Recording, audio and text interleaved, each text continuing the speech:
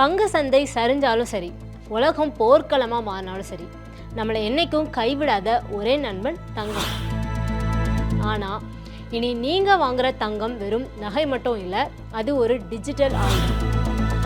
2026 தங்கம் விலை விண்ணை தொடுறது என்னமோ உறுதி தான். ஆனால் அது ஏன்? சமீபத்தில் நடந்த வளர்ந்து வரும் பாரதம் மாநாட்டில் உலக தங்க கவுன்சில் தலைவர் டேவிட் டைட் ஒரு அதிரடி ரகசியத்தை உடைச்சிருக்காரு.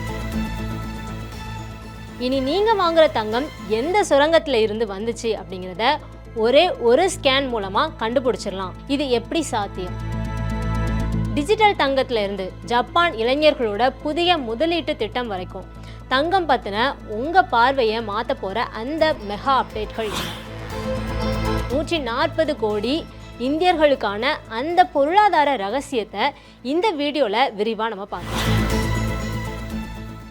உலகெங்கும் நிலவர புவிசார் அரசியல் பதற்றங்கள் மற்றும் பொருளாதார மாற்றங்களுக்கு மத்தியில் தங்கத்தின் மீதான மோகம் மட்டும் விஸ்வரூபம் எடுத்திருக்கு. வளர்ந்து வர பாரதம் 2026 மாநாட்டில் உரையாற்றின உலக தங்க கவுன்சில் தலைமை நிர்வாக அதிகாரி டேவிட் டைட் தங்கம் ஏன் இப்போ முதலீட்டாளர்களோட முதல் தேர்வா இருக்கு அப்படிங்கிறதுக்கு ஒரு விரிவான விளக்கம் கொடுத்திருக்காரு. ஏன் இந்த அதிரடியான உயர்வு? சமீப காலமா உலக நாடுகளுக்கு இடையில நிலவி வர போர் சூழல் மற்றும் அரசியல் நிலையற்ற தன்மை காரணமா முதலீட்டாளர்கள் பங்கு சந்தையை விட்டுட்டு தங்கத்தையே பாதுகாப்பான முதலீடாக பார்க்க ஆரம்பிச்சிட்டாங்க. உதாரணத்துக்கு உக்ரைன், ரஷ்யா அல்லது மத்திய கிழக்கு நாடுகளில் பதற்றம் அதிகரிக்கிற நேரம் எல்லாம் சர்வதேச சந்தையில் தங்கத்தோட விலை உயர்றதை நம்ம பார்த்துருக்கோம். பங்கு சந்தை சரிஞ்சாலும் சரி, தங்கம் என்ன கைவிடாது அப்படின்னு சொல்லி முதலீட்டாளர்கள் நம்பிக்கையே இதோட அடிப்படை தான். அமெரிக்க டாலர் மற்றும் வட்டி விகித தாக்கம். அமெரிக்காவில் வட்டி விகிதம் குறையும் போதெல்லாம் முதலீட்டாளர்கள் டாலரை விட்டுட்டு வெளியேறி தங்கத்தை நோக்கி வருவாங்க. ஸோ 2026 உலக பொருளாதார சூழல் அப்படி இருக்கிறதுனால தான் தங்கம் விலை புதிய உச்சத்தை தொட்டிருக்கு. மத்திய வங்கிகளோட தங்கம் குவிப்பு, தனிநபர்கள் மட்டும் இல்லாமல் உலக நாடுகளோட மத்திய வங்கிகளே இப்போது தங்கம் வாங்க போட்டி போட்டுட்ருக்காங்க. குறிப்பாக இந்திய ரிசர்வ் வங்கி மற்றும் சீன மத்திய வங்கிகள் தங்களோட அந்நிய செலாவணி கையிருப்பில் டாலருக்கு பதிலாக தங்கத்தை அதிக அளவில் சேர்த்துட்டு வராங்க. 2024-25 நிதியாண்டில் மட்டும் இந்தியா டன் கணக்கில் தங்கத்தை இறக்குமதி செஞ்சுருக்காங்க. இது தங்கத்தின் மீதான உலகளாவிய மதிப்பை மேலும் உயர்த்தி இருக்கு. இந்தியா மற்றும் ஜப்பானில் இருக்கிற ஒரு புது ட்ரெண்ட். தங்கத்தின் மீதான ஆர்வம் இப்போது வெறும் நகையோடு மட்டும் இல்லாமல் அதை தாண்டி போயிருக்கு அப்படின்னு சொல்லி டேவிட் டைட் குறிப்பிட்டிருக்காரு.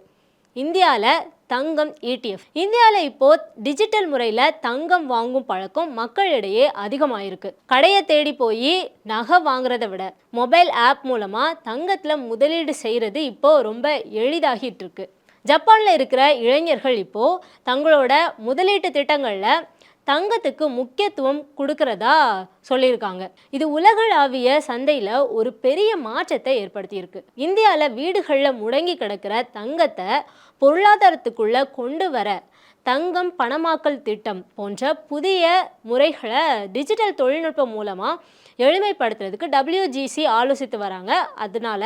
அதாவது உங்கள் தங்கம் பீரோவில் இருக்க வேண்டியது கிடையாது, அது வங்கி கணக்கில் டிஜிட்டல் முறையிலேருந்து வட்டி ஈட்டி தரும் அப்படிங்கிற ஒரு முறை தான் அது. ரீசைக்கிள் தங்கம் மற்றும் நிலைத்தன்மை. புதுசாக தங்கம் வெட்டி எடுக்கிறத காட்டிலும் பழைய தங்கத்தை உருக்கி புதிய நகைகளாக மாற்றுற ரீசைக்கிள் முறைக்கு இப்போ முன்னுரிமை கொடுக்கப்படுது. இது சுற்றுச்சூழலுக்கும் ரொம்ப உகந்தது அப்படிங்கிறதுனால உலகளாவிய நிறுவனங்கள் இதுக்கு ஆதரவும் தெரிவிக்கிறாங்க. டேவிட் டைட் இதையும் ஒரு முக்கிய எதிர்கால மாற்றமாக மாநாட்டில் குறிப்பிட்டிருந்தார். உங்கள் தங்கம் எங்கே இருந்து வருது, தங்கத்தின் தூய்மை மற்றும் அது எங்கே இருந்து வெட்டி எடுக்கப்படுது அப்படிங்கிறத பற்றி தெரிஞ்சுக்கிறதுக்கு அதுக்கேற்ற மாதிரி ஒரு புதிய டேட்டா பேஸ் ஒன்றை உருவாக்கிட்டு இருக்கதாகவும் டேவிட் டைட் தெரிவிச்சிருந்தாரு. டிஜிட்டல் மயமாக்கலே தங்கத்தோட எதிர்காலம். உங்கள் கையில் இருக்கிற தங்கம் எந்த சுரங்கத்தில் இருந்து வந்துச்சு அப்படிங்கிற துல்லியமான விவரங்கள் எல்லாம் தெரிஞ்சுக்கிறதுக்கு ஏற்ற மாதிரி வசதிகள் விரைவில் வரும் அப்படின்னு அவர் சொல்லியிருக்காரு. உதாரணமாக நம்ம வாங்குகிற காய்கறிகள் ஆர்கானிக் தானா அப்படிங்கிறத பார்க்குற மாதிரி இனி நாம் வாங்குகிற தங்கம் முறையான மற்றும் நேர்மையான வழிகளில் தான் பெறப்பட்டதா அப்படிங்கிறத ஒரு QR கோட் மூலமாக ஸ்கேன் பார்த்து நம்ம தெரிஞ்சுக்கலாம். ஸோ தங்கத்தோட விலை அவ்வப்போது சிறு மாற்றங்களுக்கு உள்ளாகலாம். ஆனால் நீண்ட கால அடிப்படையில் பார்க்கும்போது தங்கம் ஒரு வலுவான முதலீடாக தான் இருக்கும் அப்படிங்கிறது உலக தங்க கவுன்சில் நம்புது. ஆக தங்கம் அப்படிங்கிறது இனி பீரோவில் பூட்டி வைக்கப்படுற ஒரு பொருள் மட்டும் கிடையாது. அது உங்கள் விரல் நுனியில் இருக்கிற ஒரு வலிமையான டிஜிட்டல் முதலீடு. உலக பொருளாதாரம் எந்த பக்கம் திரும்பினாலும் உங்கள் முதலீட்டு திட்டத்தில் ஒரு குறிப்பிட்ட சதவீதத்தை தங்கத்துக்காக ஒதுக்குறது நீண்ட கால அடிப்படையில் ஒரு புத்திசாலித்தனமான முடிவாக இருக்கும் அப்படின்னு நிபுணர்கள் கருதுறாங்க. விரைவில் வர இருக்கிற அந்த டிஜிட்டல் டேட்டாபேஸ் வசதி நாம் வாங்குகிற தங்கத்தோட தூய்மை மீதான நம்பிக்கையை இன்னும் பல மடங்கு உயர்த்த போகுது. எத்திக்கல் கோல்டு அப்படிங்கிறது ஒரு ட்ரெண்டாக மாறப்போகிற இந்த காலத்தில் இந்திய சந்தை ஒரு மிகப்பெரிய புரட்சிக்கு தயாராகிட்டு இருக்கு. உங்களோட முதலீடு சாய்ஸ் என்ன? நகை கடைக்கு போய் தங்கம் வாங்குறதா இல்லை மொபைல் ஆப்பில் முதலீடு பண்ணுறதா? Subscribe to One India and never miss an update.